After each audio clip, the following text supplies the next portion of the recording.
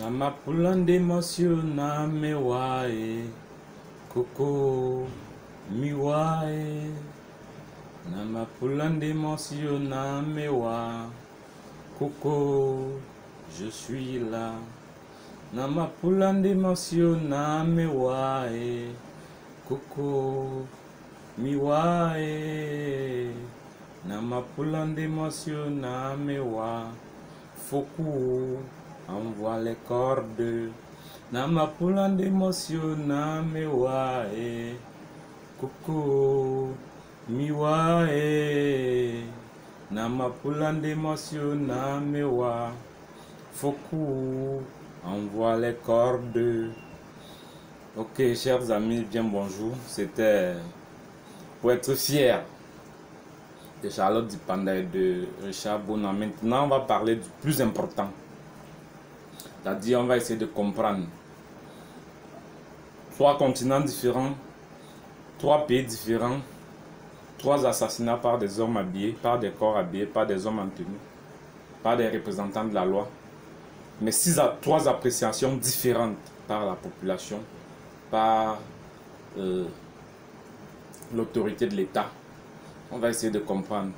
Ici, je vais nommer principalement le cas de le plus ancien, qui était Adama Traoré en France, dans le continent, sur le continent européen, autant pour moi.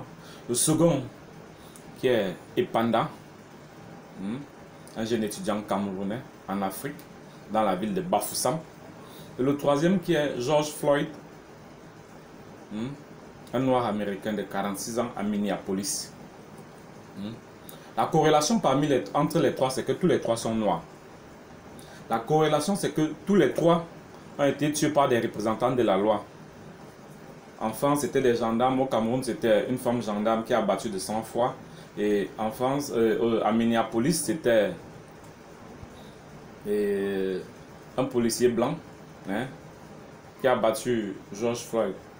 Tout au moins qu'il a étouffé, qu'il a étranglé, parce qu'il est mort par asphyxie, selon les dernières nouvelles de l'autopsie qui a été révélée par son grand frère hier à la marche de Houston où il est né. Mais il faut qu'on s'attarde sur le plus important. Comment a été la réaction? Parce qu'aux États-Unis, on a manifesté. En France même, on s'est rappelé de Adama Traoré qui est mort il y a 4 ans. Mais c'est seulement au Cameroun, seulement chez nous, où personne n'a réagi. C'est seulement chez nous, personne n'a rien dit. C'est presque passé sous silence parce que peut-être qu'on a empêché les gens, mais les gens n'ont même pas fait grand.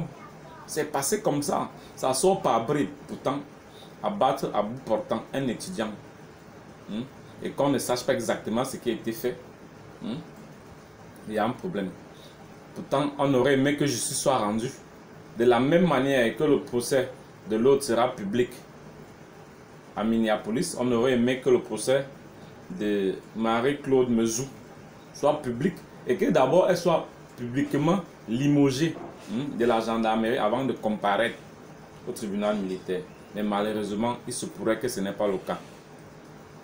Les corrélations, c'est quoi? C'est 3 noirs et pendant malheureusement est le plus jeune. C'est 3 jeunes gens, des gens qui avaient toute l'avenir devant eux. Floyd n'avait que 46 ans, il pouvait vivre encore 50 ans, 54 ans, mourir à 100 ans. Adama Traoré, il est jeune, et Panda était encore un gamin de 20 ans qui commençait ses études universitaires, qui était abattu de 100 fois à Bafoussam. Mais ce qui me dérange dans cette histoire-là, comme je dis toujours, il y a trop d'hypocrisie chez nous. Quand tu vas dire ça, on va dire non, tu es partisan. Non, tu fais ceci. Non, mais soyons sérieux, les frères.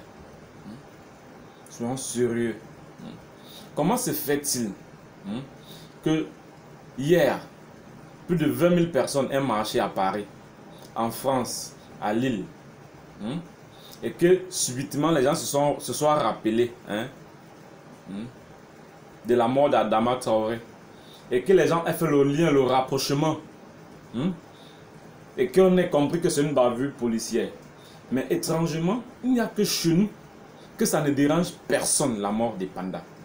Et puis, c'est les mêmes qui se disent patriotes là, qui se retrouvent à commenter, non, il faudrait que les Blancs fassent ci, ils veulent faire de la récupération, il faudrait que les Blancs fassent ça, il faut qu'on arrête de maltraiter les Noirs. Mais arrêtons de nous maltraiter d'abord entre nous-mêmes, aimons-nous vivants. Arrêtons de nous tuer nous-mêmes ici en Afrique. Mais quelle est la différence entre le policier qui a tué George Floyd et Marie-Claude Mezou qui a battu Epanda à bout portant? Bon, lui-même, on peut dire que c'est l'usage démesuré de la force qui l'a conduit à là où il s'est retrouvé. C'est-à-dire, il a exagéré, le policier, il a fait du zèle, mais il ne savait pas que ça allait lui coûter sa vie. Mais Marie-Claude Mezou, elle l'a fait délibérément. Elle l'a fait délibérément, sans aucune crainte. Lui, peut-être qu'on va dire qu'il est raciste. Elle est quoi? Elle est tribaliste? Elle est quoi? En France, Adama Traoré, il a été plaqué au sol, il a prononcé les mêmes mots. Au moins, ils ont eu le temps de dire des derniers mots. Je n'arrive pas à respirer. Mais pendant n'a même pas pu dire. Floyd, il a dit, maman, malgré que sa maman était déjà décédée. Il a dit, je n'arrive pas à respirer, j'ai soif. Mais Adama Traoré et Panda n'a même pas pu dire un mot. Il a été tué, abattu à bout portant, comme un chien, par Marie-Claude Mezou. Et ça n'émeut personne. Et puis c'est ces gens-là qui vont s'ériger en donneurs des leçons, ils font les posts, ils font des commentaires à la con. Ils sont là. C'est là qu'ils sentent que la vie d'un noir est importante. En quoi est-ce que la vie de George Floyd est plus importante que celle de Panda? Non. C'est deux humains. Ils ont tous droit à la vie. La Charte universelle des droits de l'homme dit que tous les hommes naissent égaux en droit et en devoir. Donc autant il avait droit à la vie, autant l'autre avait droit à la vie. Mais comment se fait-il que vous êtes ému quand on parle de l'assassinat de George Floyd, mais vous n'êtes pas ému quand on dit que Marie-Claude Mezou a assassiné Panda? Ça ne vous dérange nullement point, ça ne vous égratigne pas. Au contraire, même vous trouvez que les autres font de la manipulation, de la récupération, quand ils veulent parler de ça. Oui, parce que c'était à Bafoussam. Comme c'était à Bafoussam, vous avez pensé que sûrement c'était un Bamileke. Donc il meurt. Ça fait rien. Que c'était un ennemi de la patrie. Qui meurt, ça ne fait rien. Et que l'autre, elle défendait la patrie. Qui meurt, ça ne fait rien. Soyons sérieux. Si vous n'êtes pas capable de condamner Marie-Claude Mezou avec la dernière énergie, c'est que vous êtes des hypocrites. C'est l'hypocrisie. Et c'est que vous êtes méchants. Oui. Parce que ce que vous oubliez, c'est que ce qui arrivait à Pandala, demain ça peut être votre frère, Taubala, Assa chez moi, à Bebda, à Bolova, à Ngulmekong, à Zoé Télé, à Zoé Tupsi, à Nangaï Boko, à Minta. Demain, vous devez savoir que ça peut être eux. Pourtant, entre-temps, Ngarbou n'est pas loin. On se souvient encore de Ngarbou fraîchement, où les gens ont créé beaucoup de simulacres. Ils ont dit beaucoup de choses. Des mensonges et des mensonges. Des tas de contre-vérités qui n'étaient que des mensonges encore. Mais ça ne vous émeut pas. Mais comment vous pouvez vous émouvoir de la mort de George Floyd et de ne pas vous émouvoir de la mort des pandas, chers Camerounais? Comment vous pouvez être gêné de la mort de George Floyd et vous n'êtes pas gêné de la mort des pandas? Comment vous pouvez trouver qu'il serait bon que le policier qui a étouffé ou les policiers qui ont étouffé George Floyd soient condamnés et que la dame Marie-Claude Mezou qui a battu Epanda ne soit pas condamnée? Comment vous pouvez trouver ça logique? Donnez-moi, expliquez-nous la logique de votre réflexion. Parce que si vous nous expliquez la logique de votre réflexion, on va comprendre. Vous savez, quand on fait les postes là, c'est pas toujours pour s'insulter, mais on doit s'éduquer entre nous. Et Panda là, c'était l'enfant, c'était le fils de quelqu'un, tant pour moi. c'était l'enfant de quelqu'un, c'était le neveu de quelqu'un. Peut-être même c'était l'oncle de quelqu'un, le cousin de quelqu'un, l'ami de quelqu'un. Peut-être le copain de quelqu'un ou le futur mari de quelqu'un. Ou de quelqu'un, autant pour moi. Mais comment se fait-il que dans son cas, vous n'êtes pas ému, hein? Dans son cas, ça n'a même pas ému une personne. Mais dans le cas de George Floyd, on vous voit en train de vous émouvoir. On est surpris. On ne comprend même pas comment vous faites pour subitement être ému autant. Quelle est la différence? Parce qu'on veut savoir. Quelle est la différence entre George Floyd et Panda? Pourquoi vous trouvez qu'il est bon? Parce que j'ai vu, on a lu tellement de choses, de commentaires dans les groupes de... Vos groupes là, Pal, Betty, machin. On a lu trop de choses dessus, les blancs, machin, montés dessus. Vous avez fait des posts. Mais dans le cas des pandas là, vous avez fait des posts? Vous n'avez pas fait des posts? On a maté même ceux qui voulaient marcher un peu là. Vous étiez contents, vous avez commenté. Vous avez trouvé que c'était normal. Mais de qui se moque-t-on, comme on dit souvent chez nous, hein? Ou bien vous pensez que vous êtes les rois de la manipulation? Vous voulez manipuler le cerveau des autres? Vous savez, il y a une logique dans votre démarche. C'est vous qui dites que vous êtes allé à l'école. C'est vous qui avez les grands savants, les grands intellectuels, les Onangine, les Charles Atanganemanda et autres, qui viennent s'asseoir pour faire des bonnies mensonges. Vous les trouvez prolixes. Vous déclarez qu'ils ont un savoir en nul autre pareil. Vous déclarez Kamto même qui connaît le droit, qui a fait gagner Bakassi au Cameroun là. Vous dites qu'il ne vaut rien. Ok, d'accord. Mais vraiment, ayez un peu d'honnêteté intellectuelle. Parce que dans cette démarche-là, il n'y a rien de cartésien dedans. Elle n'est pas logique. Elle n'obéit à aucune logique. Les mêmes causes produisent inéluctablement les mêmes effets. Et il n'y a pas d'effet sans cause. Mais comment se fait-il que dans la cause des pandas et dans la cause de George Floyd, les effets ne sont pas les mêmes? J'allais même citer aussi dans la cause d'Adama Traoré. Les effets ne sont pas les mêmes. Les effets ne sont pas les mêmes. Dans le cas de Panda, non, vous avez trouvé qu'il n'était pas bon que les gens se plaignent, que les gens revendiquent, que les gens marchent. Non. Vous avez dit que force devrait revenir à la loi si quelqu'un s'amuse à vouloir... Mais dans le cas de George Floyd, vous trouvez qu'il est bon que les Noirs américains revendiquent. Vous vous vantez même, un jour les Noirs seront libres, un jour ce sera ceci. Mais si on n'est pas libre chez nous en Afrique, si on ne peut pas être libre, si chez moi au Cameroun je peux être libre, ne me dites pas que c'est à Minneapolis je serai libre.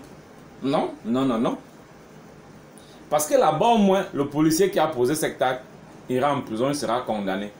Mais je doute fort que Marie-Claude Mezou soit même dans une cellule. Je pense qu'elle est quelque part bien au chaud, très à l'aise. Ou même peut-être on l'a déjà exfiltré du Cameroun. Oui, parce qu'on a l'habitude de ce genre de situation chez nous. Parce que certaines personnes pensent que tout leur est acquis. Que le pays les appartient, que les autres n'ont droit à rien. Moi, je vais vous raconter une histoire. Un jour, pendant les vacances, je suis allé aider. J'étais tout jeune, j'avais peut-être 17 ans. Je suis allé aider un frère. Parce que moi, je suis étonné. Le commerce, ça fait partie de notre vie. Un grand frère.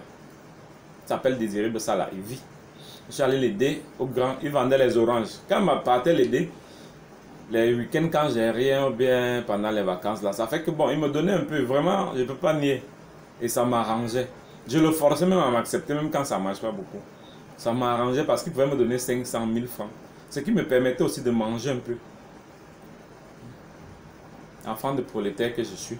Donc, il fallait bien que je puisse manger au lieu de voler. Donc, un soir, un gendarme vient. Il me demande les oranges.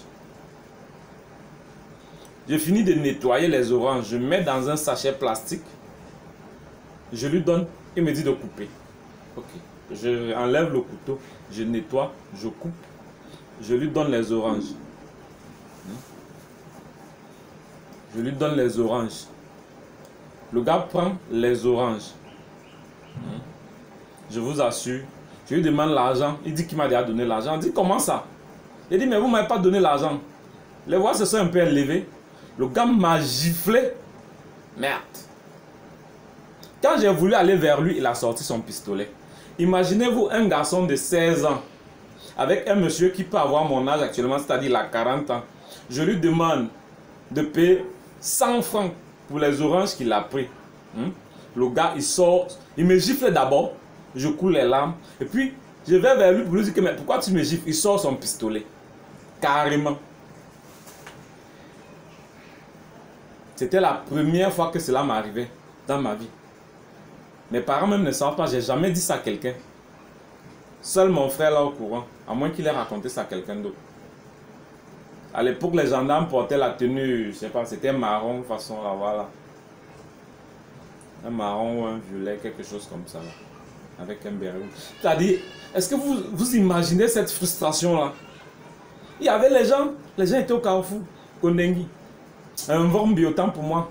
Devant, il y avait une station Texaco là, je ne sais pas si elle existe encore, mais franchement, croyez-moi, c'était l'humiliation, la douleur, c'était, je me suis mis à pleurer, à couler les larmes. Il a fallu que je coule les larmes, que ça descende. Et puis, je vais vous dire un truc, les gens vont penser que c'est parce que c'était un boulot, parce qu'il parlait en boulot. Il parlait en boulot, il s'est mis à me critiquer, à m'insulter en boulot. Je suis resté là ce jour-là, j'ai regardé ça, j'ai pleuré. Mon frère m'a dit de rentrer à la maison, mon grand cousin m'a dit non, il faut laisser finir de vendre. Parce qu'il était déjà peut-être, on s'apprêtait à ma partie. Il était 19 h par là. Pendant les heures de pointe, tous les gens sont pleins pour les... Parce que c'est à ce moment-là aussi que les oranges se vendent beaucoup dans la soirée. Donc, on a fini, on est rentré. Il m'a fallu beaucoup de jours que comprendre qu'un homme m'avait giflé simplement parce qu'il lui avait revendiqué un dû. Mais j'allais me plaindre chez qui? Je vais vous raconter un autre exemple. Un jour, il y a quelqu'un qui m'a vendu quelque chose. Un frère aussi, un Gaëtan, il m'a vendu quelque chose. Un objet. Donc il m'a vendu cet objet, il lui a donné l'argent. Et puis un jour, son grand frère vient, son grand frère me dit non, ça c'est moi qui ai payé cet objet-là. Donc tu dois... Il dit mais ton petit frère m'a déjà vendu l'objet. Et puis même la facture n'est pas à ton nom. Il dit, c'est lui a dit, ok, il n'a pas de problème. Comme c'est entre nous les étoiles, voici ce qu'on va faire. Moi, je vais m'organiser, je vais te donner un peu. Parce que je lui ai donné l'argent. Mais malheureusement, les choses étaient dures. Lui et maman marchaient ensemble tous les jours. Il a seulement peut-être son nom, et puis son petit frère, par son nom, il est décédé. Mais ce sont les gars des phoques. Quelque part après Mbolmingana, on entre quelque part là, mais c'est pas. Non, après Mbolmingana, entre Mbolmingana et Fok. Donc, je suis arrivé, on a causé. Et puis, un jour, je l'appelle et dis, ah vraiment, ça va pas.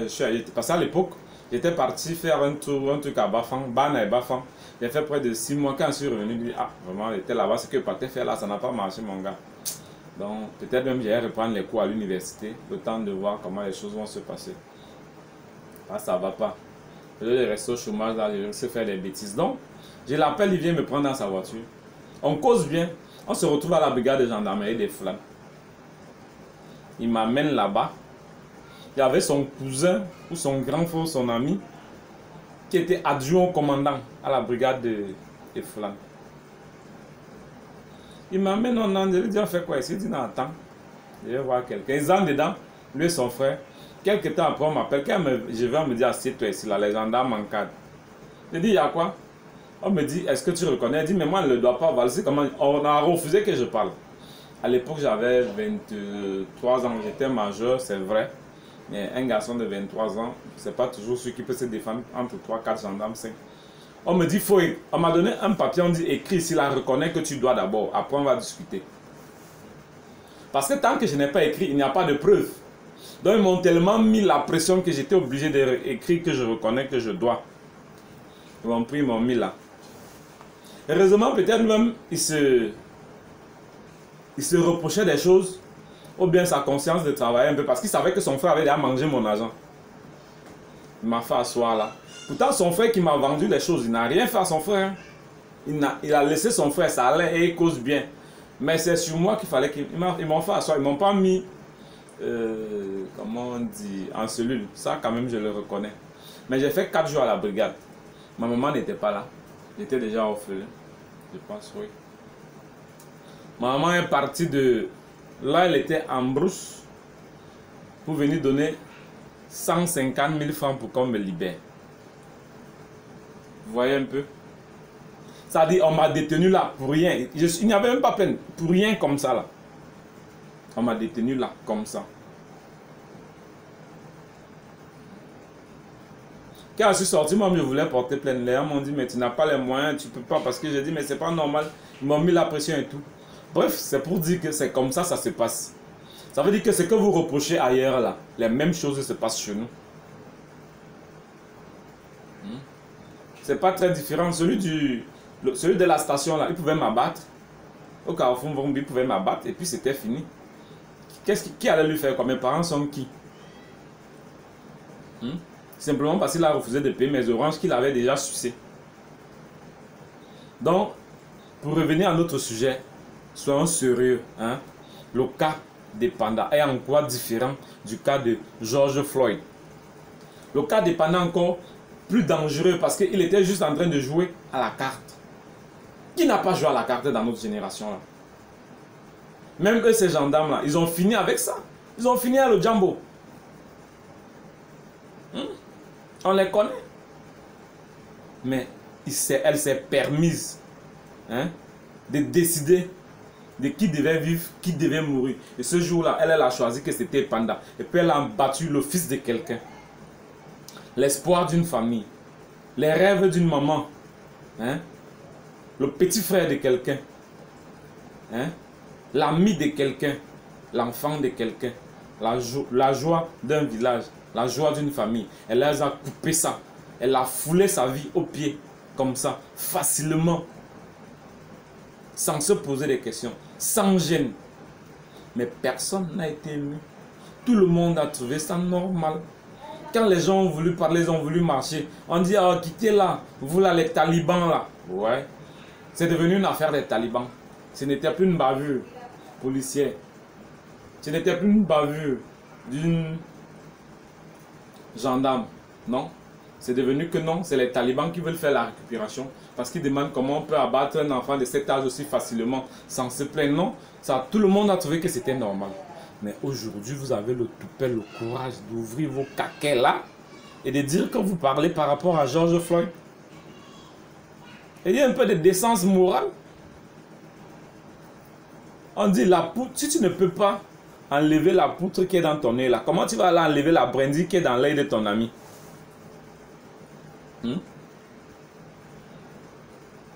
Depuis, vous voyez là, comment il s'appelle? Donald Trump, il dit il va mettre l'armée, mais il n'a même pas mis. Là, vous voyez quelques hommes à Minneapolis, mais malgré ça, les gens ont continué à manifester. Mais si c'était chez nous, vous et moi savions que l'armée aurait déjà tué peut-être 5 000 personnes. C'est-à-dire, le nombre de cadavres allait déjà dépasser le nombre de cadavres du corona. Ou allait être égal au nombre de cadavres du corona actuellement au Cameroun. Au moins 5 000 personnes. Donc vous êtes là. Quand on vous dit que ce qu'on pensez là, c'est pas forcément parce qu'on est contre vous. C'est pas parce qu'on déteste. Moi, si Betty, je gagnerais quoi à détester?